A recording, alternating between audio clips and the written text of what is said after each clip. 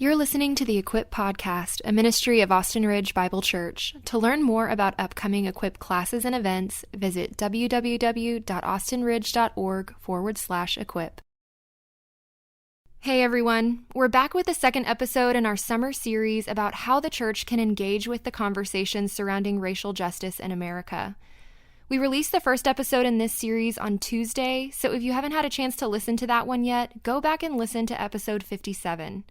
It's a great introduction to the series and gives the framework for how we want to approach these conversations. In today's show, Joey interviews his longtime friend, Maina Mwaura. Maina has dedicated his life to ministry and has served on staff at churches of various sizes and cultural diversity. He's now a journalist and author. He's written for Lifeway and the Gospel Coalition, and a few of his interviewees have included Evander Holyfield, Tony Dungy, and President Jimmy Carter. Maina's focus has been on how faith intersects with every aspect of life, so we're excited to have him on the other side of the mic today to share some wisdom on this topic.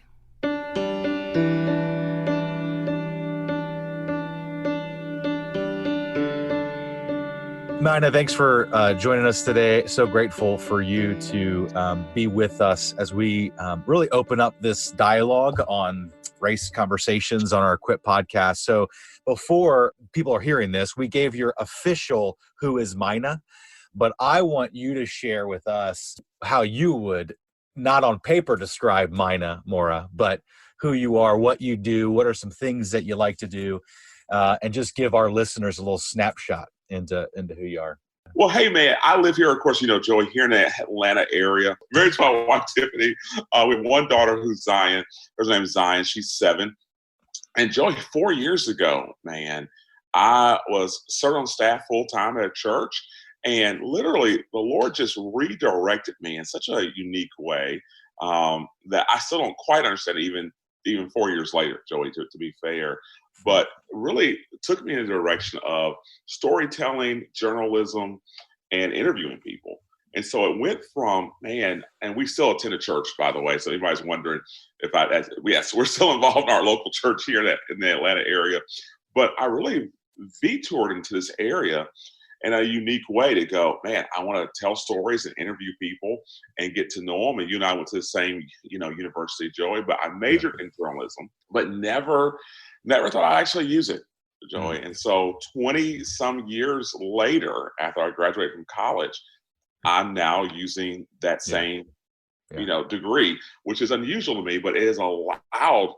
I love what the Lord allows me to do because it allows me to tell stories and to interview people. So it's a little different being on this side of it and a little uncomfortable, Joey, to be honest with you. But no, I do want to say too, Maina, I so appreciate you and your encouragement over the years because we touch base once or twice a year, for the last 12 years, and just so grateful for your encouragement and your positivity and just the way you infused it then, because man, you were really patient with me. So Maina was the director of student ministry for our local Southern Baptist convention. And I just remember straight out of Bible college, thinking I knew it all. And and so Maina would come and he would be very patient. He would pray with me. It's not true. It was it was great though, Joey. It was awesome, man. So Maina, I'm grateful. Like I said, what we want to do here is equip the saints. And so what we want to do with the podcast, people say, why even have this? Is we just so passionately feel like we want to equip. So what we're going to do is I'm actually going to model and not even try, I'm just going to kind of navigate this conversation, but it comes from a little bit of place of ignorance. And I don't mean that. And one of our mutual friends here, Mike Kelsey, had said, not in a pejorative way. I'm not ignorant in like this negative or calling anyone else ignorant in a bad way. I just want to, it's from a learner posture, And so the questions I ask, I even want you to say, hey, Joey, good question, but, maybe ask it in this way or that, we're kind of getting under the hood a little bit. And so what I want to do is model for our listeners how to enter into these conversations. So this is the first of a few conversations that we're going to have. And so we just want to do that well. And so there might be times where you might hear in my voice some beating around the bush or trying to be really cautious. Yeah. And so I know Maina here, who's just going to be really gracious with me and kind of coach me up, and so to speak, and really just have this conversation. But what I want to do is I want to have a pre-chat challenge, Maina. I was reading Proverbs 15 this morning, and I was just really convicted by some of the things in there. I'm going to actually kind of skip through a couple verses, but Proverbs 15:7 says, "The lips of the wise spread knowledge, not so the hearts of fools." Verse 12 says, "A scoffer does not like to be reproved. He will not go to the wise. The heart of him who has understanding seeks knowledge, but the mouths of fools feed on folly." Verse 18, "A hot-tempered man stirs up strife, but he who is slow to anger quiets contention." Verse 28 says, "The heart of the righteous ponders how to answer, but the mouth of the wicked pours out evil things." Verse 29, "The Lord is far from the wicked, but he hears the prayers of the righteous." Verse 31, "The ear that listens to life-giving reproof will live well among the wise." Verse 32, "Whoever ignores instruction despises himself, but he who listens to reproof gains intelligence." And lastly, verse 33, "The fear of the Lord is instruction and wisdom, and the humility comes before honor." And so that really, Mina, I want it to frame our time, is that we want to seek humility, we want to seek wisdom, seek knowledge, and that's really the heart. And so if you're listening, that's our heart. That's our desire, is that you have a posture of learning on here, never thinking that we have arrived, never thinking that we fully understand. And so what I've seen here, and this is a little bit of a lament here, Mina, is in this conversation around these racial issues that are going on in our country today, is that people have staked their flags on one side or the other. And you and I were talking about this the other day. There actually isn't just one side or the other anymore. There's about 8,000 sides, it feels like, and so I want us to kind of pick our flags metaphorically out of the ground, chip away the cement around the base, pick it out of the ground, and just be willing to maybe lay those flags down and learn today. So anyway, I know you and I talked a little bit about kind of things that are on our heart. So before we begin, is there anything you just want to kind of share that's on your heart? Maybe it's just a little bit of grief that's going on in your heart. Maybe it's just kind of where you're at. I just want to hear, before we jump in, kind of where you are. We're in an interesting season. And I really do think that no one is going to ever get it right on race, because we'll always be wrestling with, dealing with, walking through. But I do think good wisdom is saying, you know what, I want to listen and know more. And it's okay to ask questions. And I was talking to a friend of mine about this recently, about finding those people of peace, as Matthew talks about, to even help you, not you, Joy, but people in general, walk through this topic. Because we're never going to always get it right. And it's one of those, when it comes to a race, Joey, the wall always goes up. And I think we're in a culture today, and I can't believe we're here, Joey, where I think the wall is coming down. And it's a good place to be. I know it's hard wrestling through all of this. There's no doubt about that. And it's going to be hard for a while, probably. Yeah. But I really do see the light at the end of the tunnel like I've never seen it before, if that makes sense. I like the phrase person of peace or people of peace. We actually use that when we go on the mission field, and we find people that are willing to engage and kind of bring us to other people who are further away from wanting to engage. As Christ followers, as we enter into this discussion, I think what we see is, let's just use the metaphorical two sides right now. Let's just call, and you actually help me out here. So let's say one side is the full-fledged Black Lives Matter, and then I don't even know how to identify the other side other than those who don't believe in that full essence of that statement, which we'll define in just a little bit. But as Christ followers, how are we to, whether you're white or Black, be people of peace in the midst of maybe the arrows flying overhead? How do we engage as people of peace? Yeah, I think that the first step is using wisdom. And I think it's hard for us sometimes as Americans to admit what we don't know, Joey. So I don't want us things to go, no, we're supposed to know stuff as Americans. But it's okay to go, Lord, I'm going to ask your wisdom in this and ask that you bring me, people of peace. But I think number two, though, is don't run away from it. Lean into it. And I think far too often people are running away from it, Joey, to be fair. Yeah. And it's one of those things where I don't think that has served us well. I know folks may push back on that a little bit, and I get why they would. But, because we usually want to run away from conflict, Joey. Yeah. But Right. we're now in this cultural conflict that we find ourselves in that we can't run away from it. I was talking to a friend of mine recently, Joey, and he just said, well, I don't want to deal with it.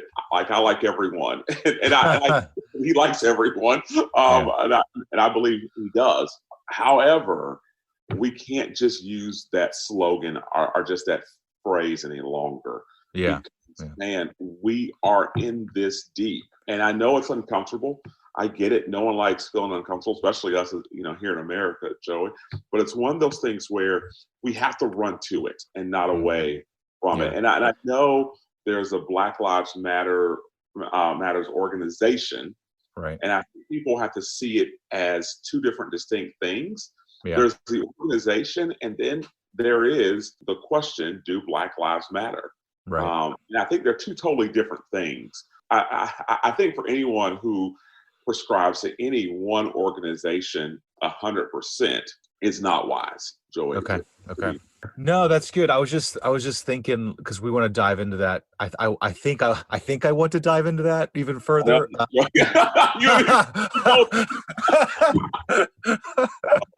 Oh, great. And the hate mail begins. No, joking. I think even on that, though, being a person of peace, I would just encourage, like you said, leaning into it and recognizing. I think what ends up happening when we end up pushing our chair away from the table and disengaging is, I think that even promotes more tribalism. It's like, even though you say you love all people, what you're doing is you're still ignoring the person across the table from you who's saying something else. And I think maybe let's go there. So right now, what we have in our culture is, let's just say a white man like myself would say, hey, I love all people, and I'll just leave it at that. And then what across the table, a Black friend saying, but wait a second, I need to be heard right now. So when you say the statement Black Lives Matter, not the organization Black Lives Matter, what do we need to listen for as a white brother and even a brother in Christ? I think what we have to do first and foremost is look at the person who's in front of us. And so it's a friend or maybe even a relative to a certain degree for some people, is to acknowledge that they're in front of you, Joey. So it's one of those things where when Jesus goes after that one, we have to put ourselves literally in the steps of Christ, go after that one person. And I mean that like figuratively, obviously, but I do mean that in the sense of that, yes, you may have 99 other friends who are great, but if you have one friend who's not doing well, or one person who's not doing well, Joey, we're called as Christ followers to care about that. That's one of the characteristics of being a Christ follower, in fact. And so focus on the individual first and foremost. And so if someone does have, friends of color, it's okay to go, hey, I don't maybe even know a lot about this, but I just want to let you know that I'm here for you. I have a neighbor who's across the street from me, Joey. He's a great guy. He's white. And we're here in the South, Joey, here in the Atlanta area. So just kind of put your stereotype. And we've been neighbors for a long time, so he'd be okay with me saying this. Sure. But immediately after the Mr. Floyd incident happened, I mean, his wife came over. It wasn't unusual for them because they're here often in our home. And they just said, hey, we don't fully understand, but, we're here for you. And I thought, man, that is it. Now, when it comes to Black Lives Matter, the organization, he would probably be the furthest thing from that, man, to be fair. And he'd be okay with me saying that too. Sure. So it's looking at the organization. And I think sometimes we allow the media or other influences to drown out the individual. So we put the organization on top of the person. And that's not wise in any case. Like, we shouldn't do that, whether it's somebody, political party, or whoever they are. Like, Jesus always says, man, put people first. Yeah, always. that's good. And That's so good. we have to look at it from the individual standpoint and then from the organization. That's good. So I don't want to put words in your mouth, so correct me, but when you use the illustration of the 99 and the 1, I love that because I had not heard that used yet in the context of Black Lives Matter. And what you did was you kind of synthesized, yes, we're saying those lives matter, but I loved how you kind of boiled it down to like the individual. And that's what I've been actually encouraging people is like, imagine you're sitting across the table from a Black friend, and imagine if Jesus was also at this table. What would the conversation be like? What would you say? How would your posture be? How would your tone be? But would you add on anything on like the definition of the true essence of the statement that Black Lives Matter? I am saying, it would do us all well to check it out. Like we tend to, and I do this too, so it's not just them versus us. Right. We tend to assume first, and then we tend to listen second. So part of that problem is, as we're listening, we already have our assumption already in our mind, which is, I don't know about you, Joey, but sometimes, it's going to probably shock you and your audience. Sometimes I'm just wrong. Yeah. There are times where I've assumed before, and then I listened second, and I've gone, wow, I probably should have listened and read first and then assumed second. So in the culture we're in today, I am begging people to, listen first. And if you get close to what you're about to assume, read on it, get to know it, and not from people who you normally go to. So if you're a CNN person, because we tend to look at things through our own lenses. And so I'm telling folks, hey, if your lens is always one way, go in the opposite direction. Stretch yourself on this. And we have to be okay in being uncomfortable and being in the tension. So for example, Maina, I was on the side of being extremely empathetic and sympathetic for Black Lives Matter, just like, hey, we have to listen. And then what I tried to do is I took your advice and I tried to listen to the other side. And as I did that, I recognized, oh my goodness, wait a second, some of the things that the other side's saying make sense. And so then I found myself feeling uncomfortable and feeling torn and feeling like, wait a second, what's going on here? And I felt like that I had to, like the illustration I used earlier is pick up my flag and claim allegiance. And I realized my flagpole was broken in half and divided between the two. And I'm like, well, wait a second. Some of the things over here make sense and some of the things over here make sense.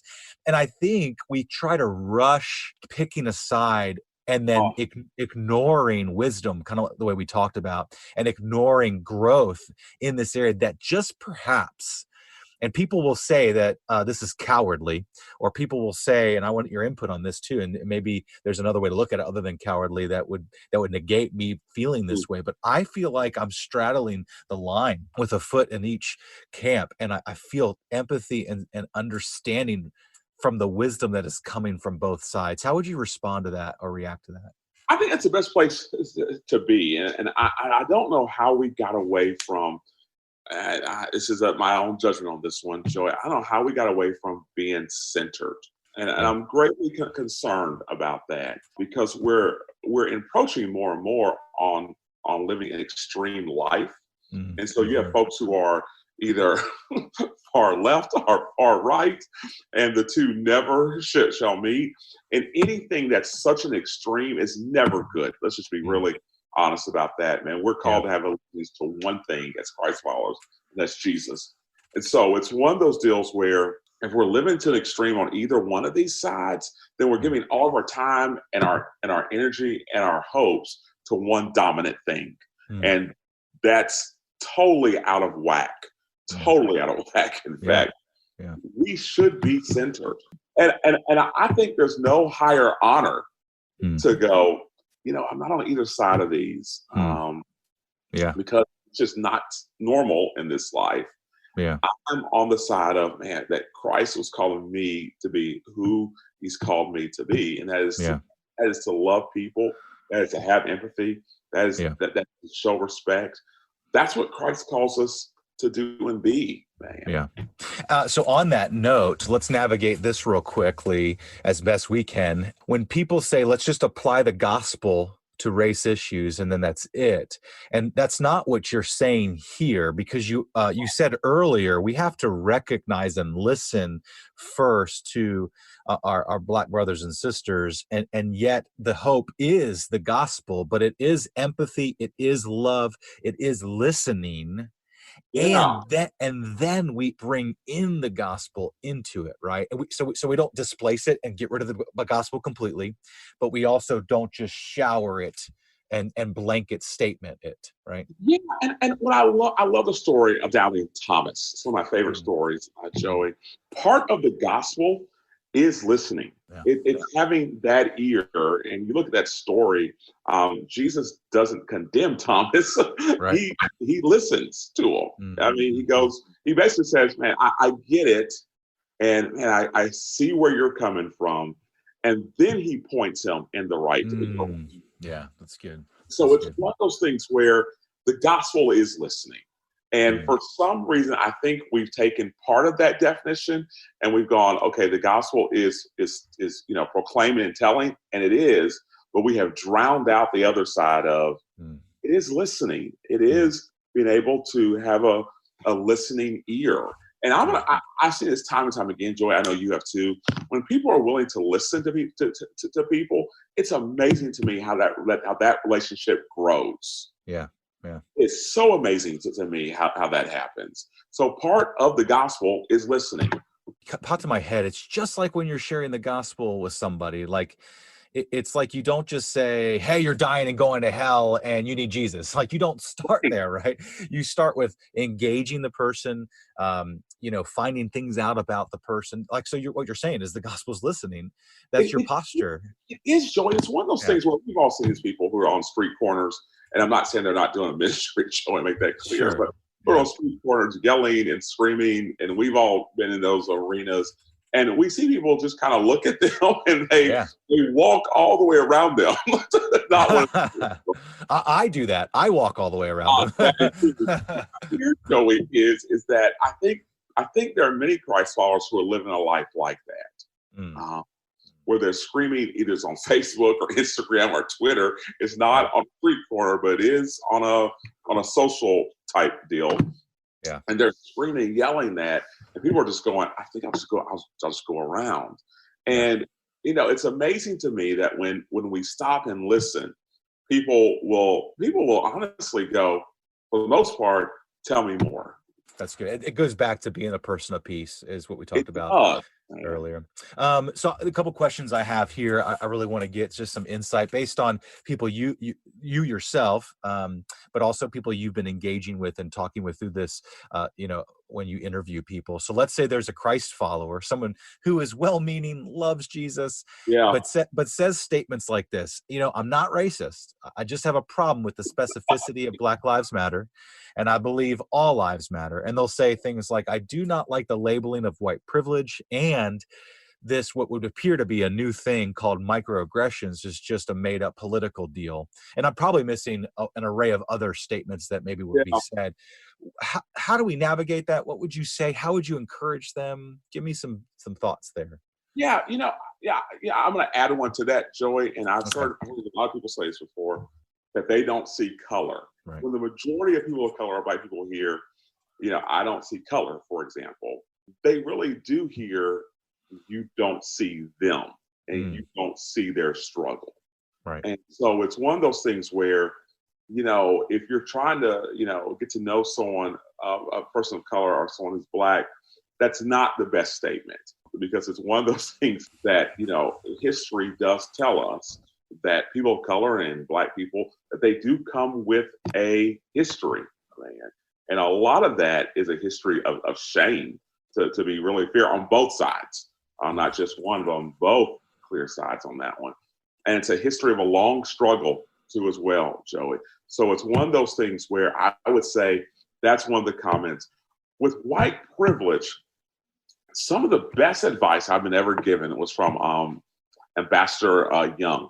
Well, he and I were talking about this, and I said, well, what would you say about this? And, that kind of stuff. He goes, the best thing to do is to find someone who you may not agree with on this topic of white privilege and hear them out. on why they think there is. And then he would also say, man, learn up on it. It's one of those things where here we go again, Joy. We take a few words and we go, immediately, no way. Yeah. We immediately go, this is not right. Instead of going, let me lean in on this and not out. And I would also say, Joy, when it comes to all these other words that we hear about, man, it is okay to, there are a lot of great authors out there, Joy, who've written some great stuff. Don't run away from it. I think that's the worst thing we can do, to be fair. I've been amazed, Joey, how many friends of mine, like you and others, who said, I want to know more. It does not mean they're agreeing with me. It means that, man, they have decided to lean in on this one and to know more. Yeah. I think, too, one of the things that came to mind was this idea. You mentioned the word culture. I think sometimes this is a sign a little bit, in my opinion, in my own thoughts of white privilege, is that United States of America, we have one culture. And we know that's not true. Right. When Paul talks about unity amidst diversity, like we are all not hands. We're all not legs. We are different parts of a whole, and we're going to have differences. And I think what tends to happen is, I want to speak for myself, is sometimes I can be unaccepting of different cultures. Joey, it's interesting. Acts chapter 15. I love that. I love that whole chapter, to be honest with you, because it's one of those things where, Jesus had not been gone for 15 seconds. I don't know about you, Joy, but as a father, there are moments I've turned my back, Joy. I'm talking about for just 30 seconds, man. Yeah. You turn back around and the whole kitchen is just a mess. You're like, I know that all too well. Yeah. This happened. Well, Acts chapter 15, that's exactly what took place, Joey. He had been gone all that long, man, and they are arguing with each other about this very topic, man. And what I love about this whole passage is,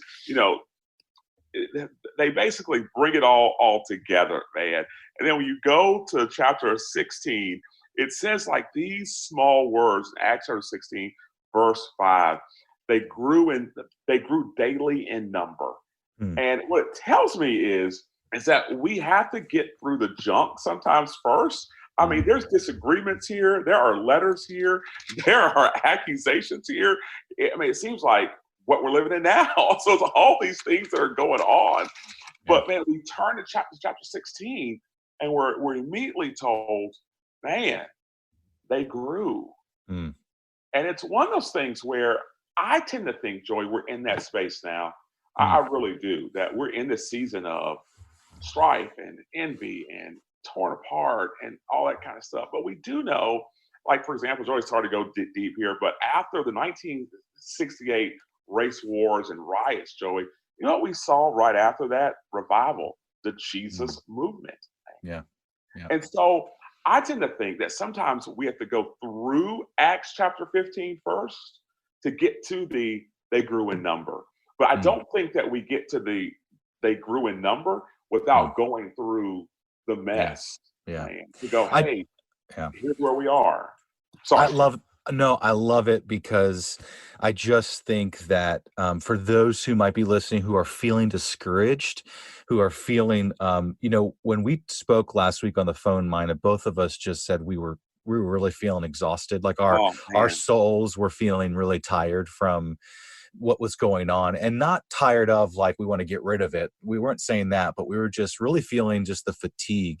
And if you're feeling that as well as you listen to this, I love what Maina just said, because it's just like a couple of years ago, I remember, Maina, I was my wife and I were in a season of disagreement. It wasn't just one disagreement; it was just like this full-on season.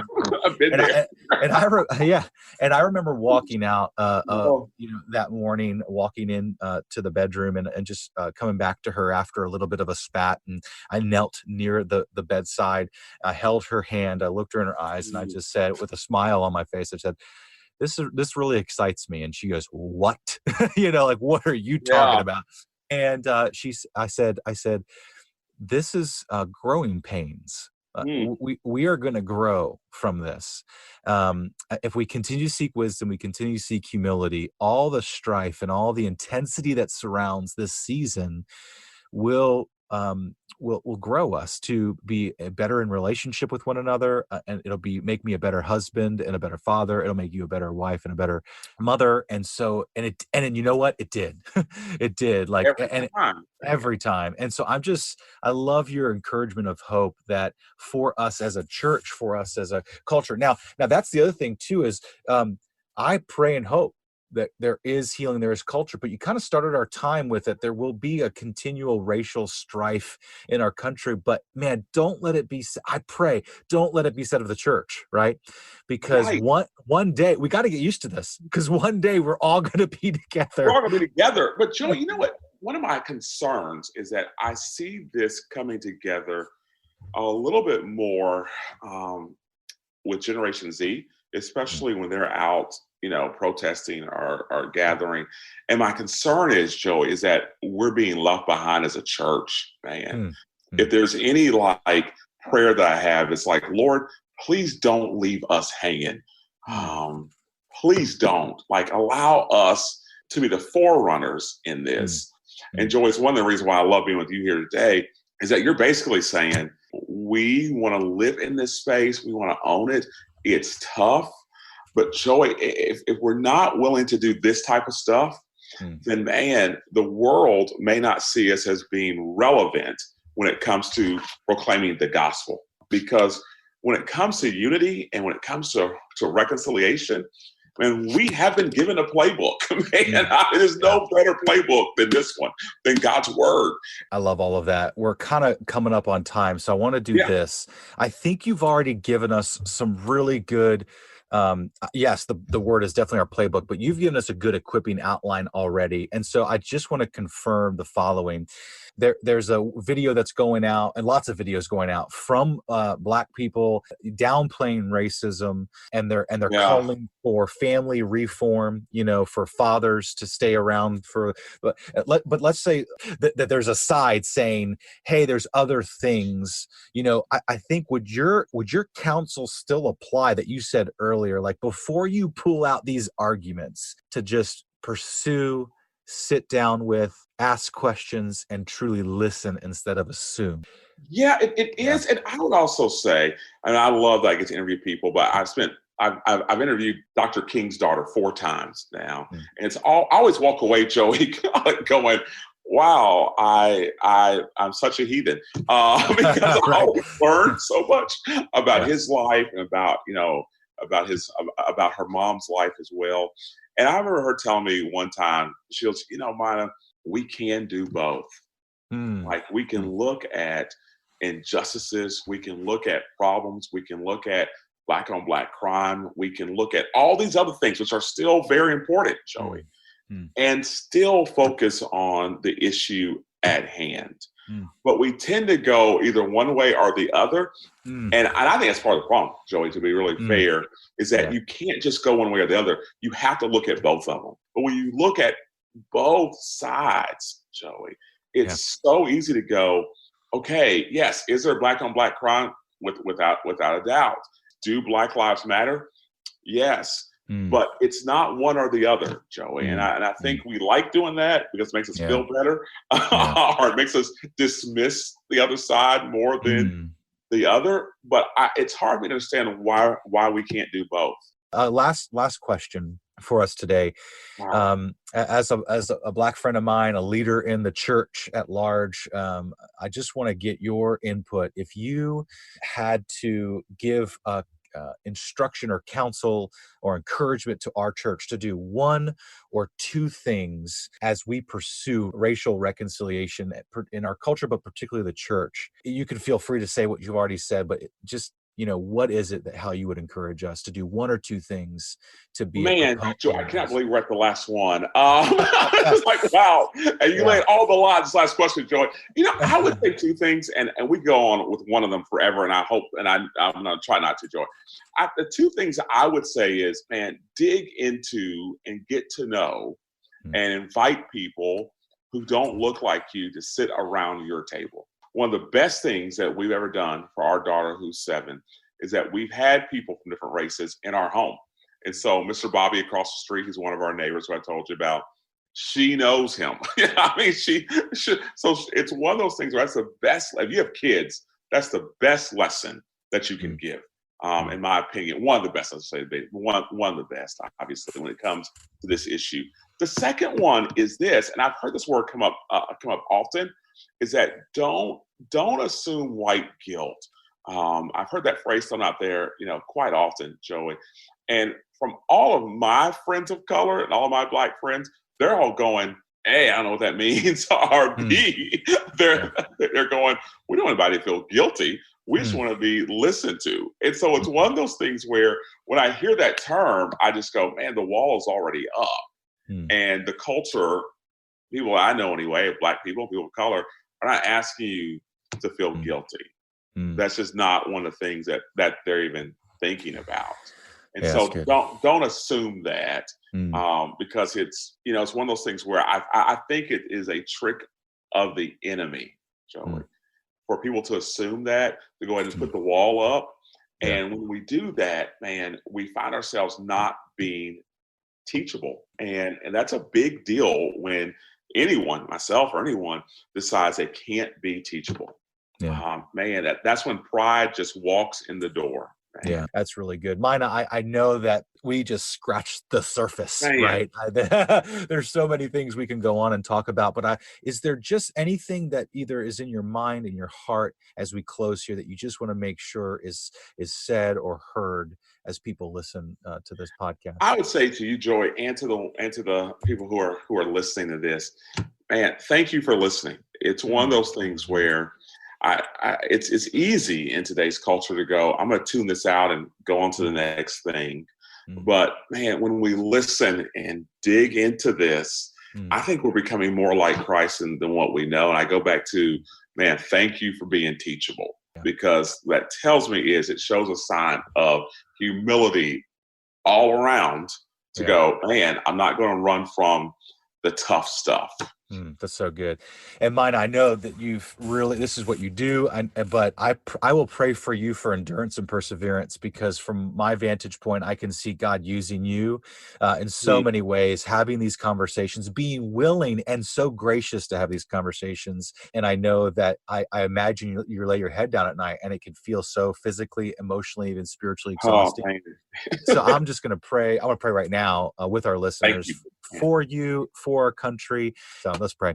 God, thank you so much for today. Father, I'm grateful for this conversation with Maina and just him sharing his heart with us today. And God, I pray for him as he continues to lead, has conversations, continues the platform that you have given him. I'm so grateful for the way in which you're working through him. God, I pray for great fruit to come. And I love the encouragement he gave us from Acts 15 and then 16, which is that you will strengthen the numbers of our church at large around the world, particularly here in this country. And so, Father, I pray for people of Austin Ridge to be people of peace. I pray that they pursue you and pursue others. That is the mission statement of Austin Ridge, is to pursue God and pursue people. And I pray we do that here at Austin Ridge in a way that is God honoring. I pray that instead of assuming first, we will listen first. And for our country, I do pray for our Black brothers and sisters who are feeling hurt right now, who have been feeling hurt, and they're just making that known now. Let us be a people, let's white people be a people of just with a listening posture. And so, Father, we just are grateful for who you are and how you desire to reconcile all people to yourself. Thank you for the gospel. Thank you for Jesus Christ, who died and made all of this possible, that we might have a hope and a peace beyond understanding. God, we are grateful for that. Pray this in Jesus' name. Amen. Thanks for listening to the Equip podcast. If you have comments or questions about the show, please email us at equip@austinridge.org. For more updates and equipping resources, like our Equip Austin Ridge Facebook page, and don't forget to subscribe to the show. See you next week.